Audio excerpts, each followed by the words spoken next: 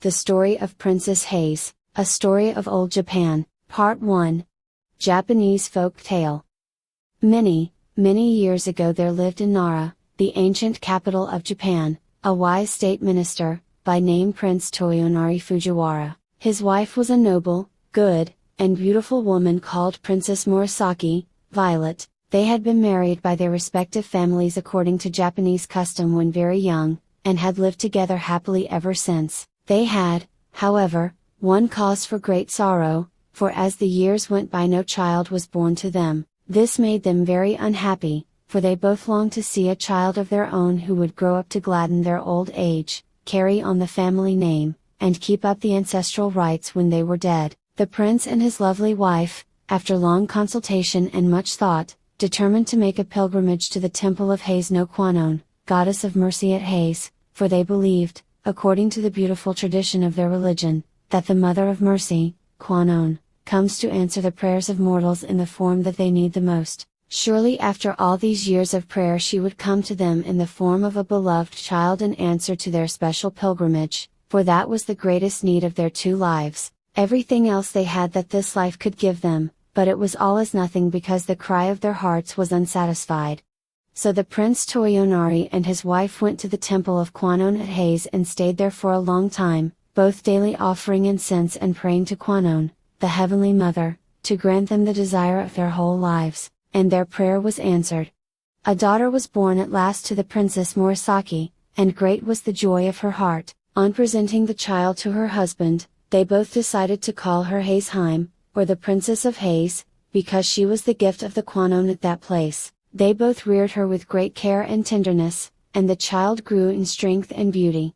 When the little girl was 5 years old her mother fell dangerously ill and all the doctors and their medicines could not save her. A little before she breathed her last she called her daughter to her, and gently stroking her head, said, "Haseheim, do you know that your mother cannot live any longer? Though I die, you must grow up a good girl. Do your best not to give trouble to your nurse or any other of your family. Perhaps your father will marry again and someone will fill my place as your mother. If so, do not grieve for me, but look upon your father's second wife as your true mother, and be obedient and filial to both her and your father. Remember when you are grown up to be submissive to those who are your superiors, and to be kind to all those who are under you. Don't forget this. I die with the hope that you will grow up a model woman." Haseheim listened in an attitude of respect while her mother spoke, and promised to do all that she was told. There is a proverb which says, "As the soul is at 3 so it is at 100, and so Haseheim grew up as her mother had wished, a good and obedient little princess, though she was now too young to understand how great was the loss of her mother.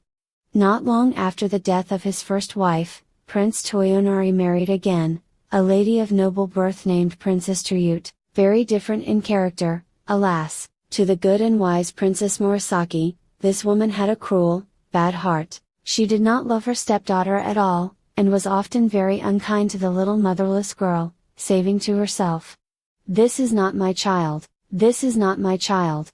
But Haseheim bore every unkindness with patience, and even waited upon her stepmother kindly and obeyed her in every way and never gave any trouble, just as she had been trained by her own good mother, so that the Lady Terute had no cause for complaint against her. The little princess was very diligent, and her favorite studies were music and poetry. She would spend several hours practicing every day, and her father had the most proficient of masters he could find to teach her the koto, Japanese harp, the art of writing letters and verse. When she was 12 years of age she could play so beautifully that she and her stepmother were summoned to the palace to perform before the emperor. It was the festival of the cherry flowers, and there were great festivities at the court. The emperor threw himself into the enjoyment of the season, and commanded that Princess Hase should perform before him on the koto, and that her mother Princess Terute should accompany her on the flute. The emperor sat on a raised dais, before which was hung a curtain of finely sliced bamboo and purple tassels, so that His Majesty might see all and not be seen, for no ordinary subject was allowed to look upon his sacred face. Haseheim was a skilled musician though so young, and often astonished her masters by her wonderful memory and talent. On this momentous occasion she played well, but Princess Terute, her stepmother, who was a lazy woman and never took the trouble to practice daily, broke down in her accompaniment and had to request one of the court ladies to take her place. This was a great disgrace, and she was furiously jealous to think that she had failed where her stepdaughter succeeded, and to make matters worse the emperor sent many beautiful gifts to the little princess to reward her for playing so well at the palace. There was also now another reason why Princess Turut hated her stepdaughter, for she had had the good fortune to have a son born to her, and in her inmost heart she kept saying, "If only Hasheim were not here, my son would have all the love of his father." And never having learned to control herself, she allowed this wicked thought to grow into the awful desire of taking her stepdaughter's life. To be continued.